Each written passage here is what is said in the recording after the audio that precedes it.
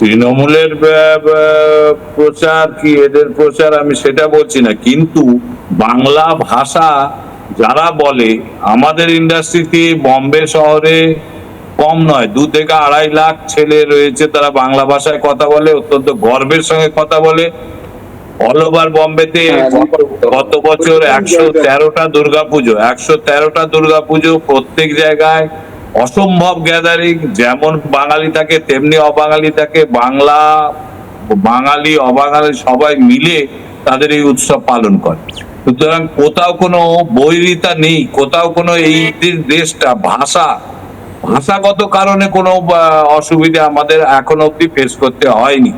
আমি দীর্ঘ 43 বছর ধরে বম্বেতে আছি, তো 43 বছরে আমরা কখনো এইরকম যে ভাষাগত কারণে আমাদের কোনো অসুবিধে পড়তে হচ্ছে এরকমটা হয়নি, আশা করি হবেও না।